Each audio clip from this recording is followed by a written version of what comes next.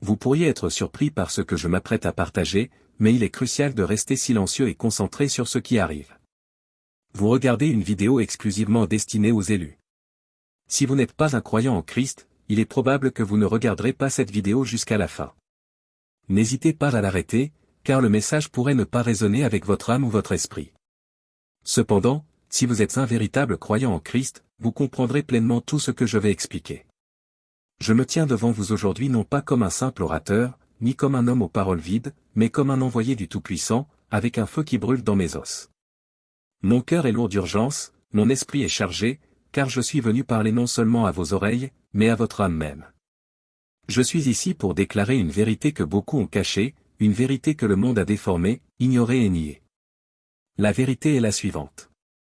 Votre corps ne vous appartient pas. Il n'a jamais été destiné à satisfaire les convoitises de la chair ou à vivre des plaisirs éphémères menant à la destruction. Votre corps est un temple du Saint-Esprit, un vase destiné à un but divin. Aujourd'hui, nous devons affronter la guerre menée contre ce temple sacré à travers la tromperie du péché sexuel. Ce message n'est pas pour les cœurs faibles, mais pour les élus, ceux que Dieu a appelés à s'élever au-dessus de la souillure de ce monde, à tenir ferme dans la pureté et la sainteté alors que le monde exige des compromis. Aujourd'hui, nous allons démasquer les mensonges du péché sexuel, les ravages qu'il cause à l'âme, au corps et à l'esprit. Nous allons parler de la destruction causée par la rupture d'alliance avec Dieu, des effets en cascade que le péché entraîne, et de la façon dont se livrer à ces actes revient à commettre un adultère spirituel envers le Tout-Puissant. Mais je ne suis pas ici uniquement pour condamner, je suis ici pour vous rappeler le Dieu de la restauration, le Dieu du pardon, qui est prêt à guérir, purifier et restaurer ce que l'ennemi vous a volé. Êtes-vous prêt à être libéré ? Êtes-vous prêt à renaître de vos cendres et à marcher dans la pureté et la puissance à laquelle Dieu vous a appelé ? Alors laissez le feu de ces paroles consumer chaque mensonge, chaque tromperie, chaque chaîne qui vous tient captif. Et que la vérité de la parole de Dieu embrasse votre âme. Bienvenue dans les secrets du paradis. Si vous n'êtes pas encore abonné, abonnez-vous, aimez la vidéo et activez les notifications pour rester à jour avec la parole de Dieu. Bien-aimés, votre corps est un temple, non pas un temple quelconque, mais la demeure du Saint-Esprit, l'Esprit du Dieu vivant qui a soufflé la vie en vous. Ce n'est pas une chose banale. Dans 1 Corinthiens 6 versets 19 à 20, l'apôtre Paul déclare : Ne savez-vous pas que votre corps est le temple du Saint-Esprit qui est en vous, que vous avez reçu de Dieu ? Vous ne vous appartenez point à vous-même, car vous avez été rachetés à un grand prix. Glorifiez donc Dieu dans votre corps. Profaner le temple de Dieu par le péché sexuel, c'est piétiner ce qui est sacré. Pensez aux anciens temples, somptueux, sacrés, entièrement consacrés au culte du Très-Haut. Imaginez l'outrage, la profanation si ces lieux étaient souillés. Comprenez maintenant ceci, votre corps est plus sacré que n'importe quel bâtiment terrestre, car il abrite la présence même de Dieu. Lorsque vous vous engagez dans le péché sexuel, vous n'agissez pas seulement contre votre propre corps, mais contre le temple de Dieu. Vous invitez l'impureté dans un lieu destiné à la sainteté. Vous profaniez le sanctuaire du Tout-Puissant. Ce n'est pas une simple question d'éthique humaine ou de normes sociales, c'est une question d'honneur divin. Dieu a placé une marque sur vous, et vous livrez au péché sexuel, c'est fouler aux pieds sa gloire. Vous avez été créés pour plus que la convoitise, plus que les gratifications éphémères. Vous avez été créés pour porter la présence de Dieu. Mais le péché sexuel vous dépouille de cette couverture de sainteté, vous laisse nu et exposé face à l'ennemi. Il tache la pureté à laquelle Dieu vous a appelé. Il érosionne la forteresse spirituelle censée vous protéger des flèches enflammées de l'ennemi. Le péché sexuel ne souille pas seulement le corps, il brise l'alliance avec Dieu. Il déchire le tissu même du lien sacré que Dieu a conçu pour le mariage. Quand Dieu a créé le mariage, il l'a établi comme une alliance sainte, non seulement entre deux personnes, mais entre lui-même et ses deux âmes. Le mariage est un reflet de la relation entre Christ et l'Église, intime, exclusive, fondée sur l'amour et l'engagement. Mais lorsque le péché sexuel entre en jeu, cette alliance est brisée. Qu'il s'agisse d'adultère, de fornication ou de toute autre forme d'immoralité sexuelle, l'acte n'est pas seulement une trahison envers votre conjoint ou partenaire, c'est une trahison envers Dieu lui-même. Vous détruisez ce que Dieu a uni. Vous brisez la confiance sacrée qui devait être le reflet de sa fidélité envers nous. Dans Malachie 2 versets 14 à 16, Dieu parle de sa haine du divorce et de la trahison dans le mariage, car cela représente une trahison de l'alliance qu'il a établie. Le péché sexuel est une forme de divorce spirituel, une rupture avec l'alliance de pureté que Dieu a conçue pour vous protéger, vous bénir, vous maintenir dans sa volonté parfaite. C'est pourquoi la Bible parle si fermement contre l'immoralité sexuelle. Ce n'est pas seulement un péché personnel, c'est une violation cosmique. Elle perturbe l'ordre divin, et ses conséquences ne sont pas seulement physiques, elles sont spirituelles. Vous rompez l'alliance avec celui qui vous a créé, avec celui qui a ordonné vos pas avant même votre naissance. Ne vous y trompez pas, le péché sexuel a des conséquences qui vont bien au-delà de l'instant. Il peut commencer en secret, mais il ne restera pas caché. La Bible nous avertit dans Galates 6 versets 7 à 8. Ne vous y trompez pas, on ne se moque pas de Dieu. Ce qu'un homme aura semé, il le récoltera aussi. Celui qui sème pour sa chair moissonnera de la chair la corruption, mais celui qui sème pour l'esprit moissonnera de l'esprit la vie éternelle. Le péché sexuel est une semence de destruction, plantée dans le sol de votre âme, qui prend racine et s'enroule autour de toutes les parties de votre vie. Ses effets sont réels. Ils touchent vos relations, votre famille, votre avenir. Votre santé émotionnelle, votre connexion spirituelle avec Dieu et même votre bien-être physique sont touchés. Beaucoup pensent que leur péché est personnel, qu'il n'affecte qu'eux-mêmes, mais c'est un mensonge de l'ennemi. Les conséquences du péché sexuel se propagent autour de vous. Il apporte la méfiance, la brisure, la honte et la culpabilité dans des relations qui étaient censées refléter l'amour et la pureté de Dieu. Il crée une séparation entre vous et votre Créateur, car comment pouvez-vous vous tenir dans la présence d'un Dieu saint, couvert de la souillure du péché? Et l'effet domino va encore plus loin, il peut affecter les générations futures. Les péchés d'une génération se répandent souvent dans la vie de la suivante.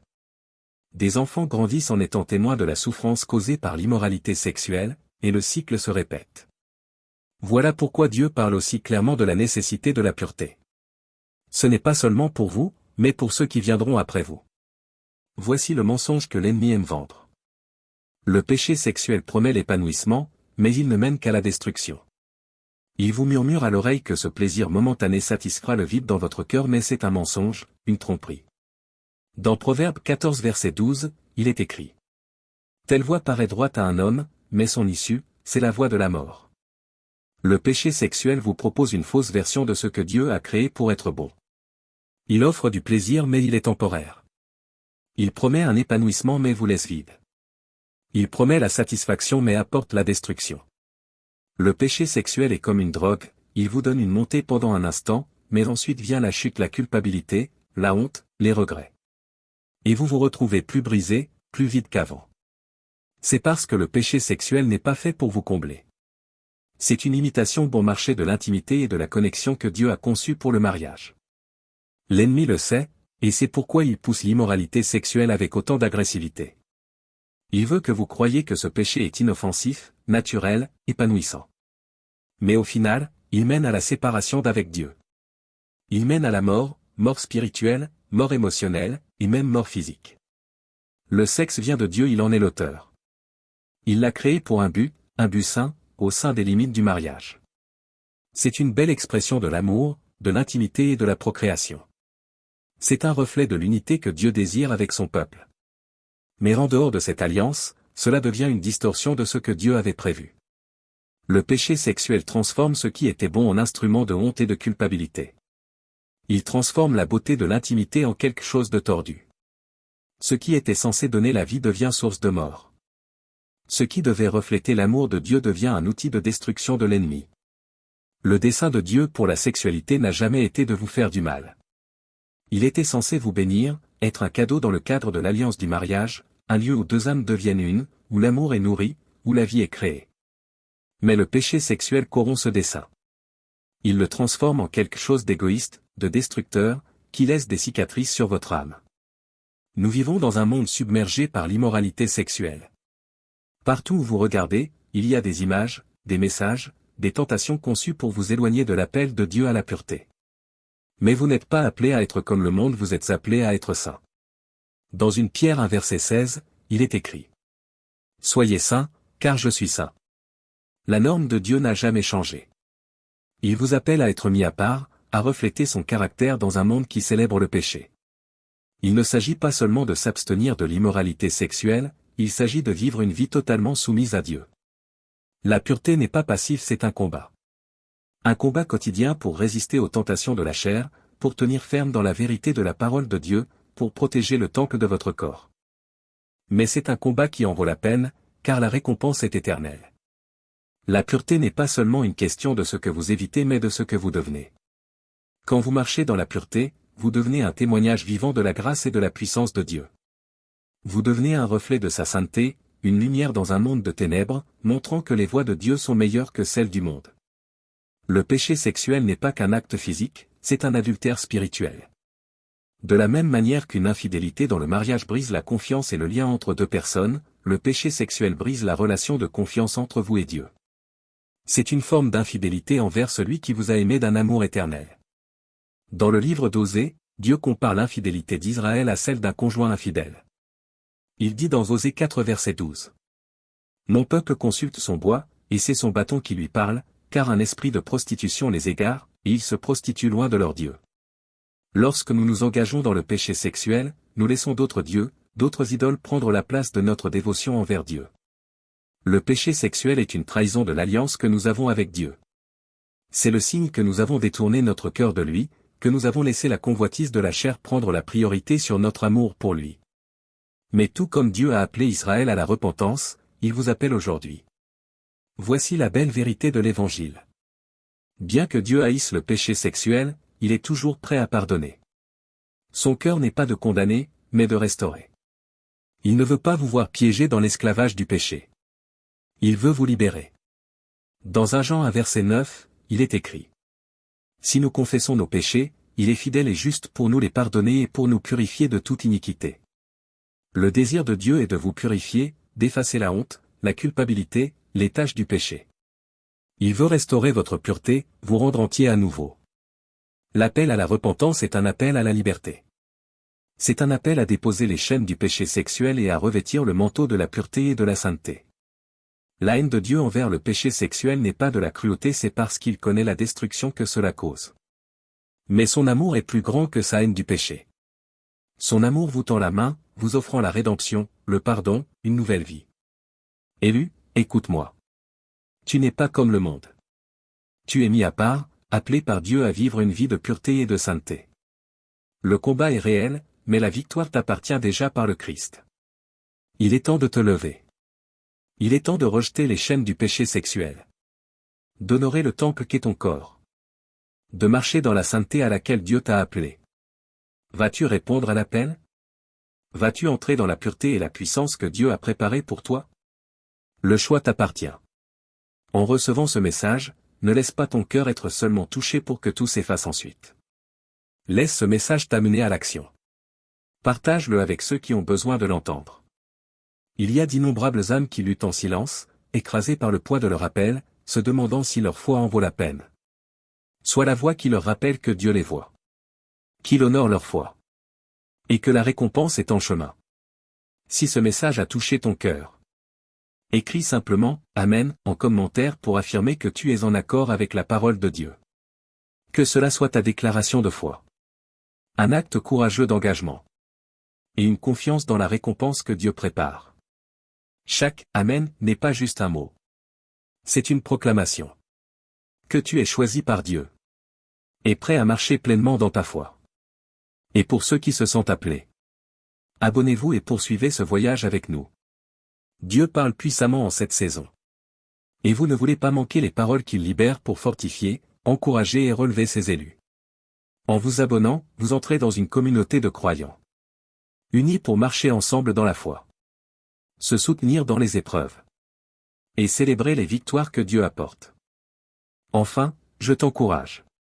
Partage ce message. Ne garde pas ce feu pour toi. Propage-le pour que d'autres soient enflammés par la vérité de la parole de Dieu. Beaucoup ont besoin de cet encouragement. Besoin de se rappeler que leur petite foi peut déplacer des montagnes. Ensemble, nous pouvons allumer un feu dans les cœurs des élus. Les préparer pour le glorieux avenir que Dieu a promis. Marchons ensemble dans ce voyage. En faisant confiance à la fidélité de Dieu à chaque étape. Pars aujourd'hui avec cette certitude. Tu es choisi. Tu es appelé. Et ta foi, même petite comme une graine de moutarde, est plus puissante que tu ne le crois. Tu vas voir la main puissante de Dieu agir dans ta vie comme jamais auparavant. Ta foi va grandir. Et rien, absolument rien ne te sera impossible. Prions ensemble, en une seule famille, cette prière de foi. Père céleste. Au nom puissant et glorieux de Jésus-Christ, je viens devant toi maintenant. Debout dans l'autorité de ta parole et la puissance du Saint-Esprit. Seigneur, tu es saint. Tu es juste. Et tu es le feu dévorant qui brûle toute impureté. Toi seul es digne de toute gloire, honneur et louange. Je t'invoque aujourd'hui, Seigneur. Pour que le feu du ciel descende sur ce message et sur chaque personne qui l'entend. Que ta parole soit comme un marteau, brisant toute forteresse de péché sexuel. Toute ruse de l'ennemi. Toute chaîne qui lie ton peuple. Père, je déclare maintenant au nom de Jésus. Que tout esprit d'immoralité sexuelle. Tout esprit de convoitise. Toute forteresse démoniaque est brisée au nom de Jésus. Ta parole déclare dans Ésaïe 10 verset 27 que le joug sera détruit à cause de l'onction. Alors je parle à chaque joug d'esclavage. Chaque malédiction générationnelle. Chaque lien d'âme formé par le péché sexuel. Qu'il soit détruit par l'onction du Saint-Esprit. Que le feu de Dieu brûle toute chaîne. Tout mensonge. Toute tromperie de l'ennemi. Seigneur, je déclare la liberté sur ton peuple. Celui que le Fils a franchi est véritablement libre. Je prie que chaque personne qui entend ce message soit convaincue par le Saint-Esprit. Amenée à une véritable repentance. À une tristesse selon Dieu qui mène au salut. Brise les chaînes, Seigneur. Et conduis-les dans la lumière de ta vérité. Je déclare guérison sur leur cœur. Sur leur esprit. Sur leur corps. Pour toute personne qui a ressenti la honte, la culpabilité et la condamnation à cause du passé. Je déclare le sang purificateur de Jésus-Christ sur eux. Lave-les, ô Seigneur, et fais-les nouveaux. Père, que le Saint-Esprit s'élève dans ton peuple. Réveille en eux une passion pour la pureté. Une faim de sainteté. Donne-leur la grâce de résister aux tentations du monde. La puissance de marcher dans la vérité. Le courage de tenir ferme face à un monde qui célèbre le péché. Seigneur, élève une génération qui marchera dans la pureté. Qui t'honorera par leur corps. Et qui sera le témoin vivant de ta grâce transformatrice. Père, je prie pour chaque personne qui partagera ce message. Qui s'abonnera. Qui commentera. Et qui dira « Amen » à cette parole. Bénis-les abondamment. Qu'ils ne soient pas seulement auditeurs, mais faiseurs de ta parole. Que ce message allume un réveil de sainteté. Un feu de repentance. Un mouvement de pureté à travers les nations. Qu'il soit une lumière dans les ténèbres. Debout avec hardiesse pour ta vérité. Et qu'ils récoltent une moisson de justice pour leur fidélité. Seigneur, je te demande ta protection divine sur leur vie.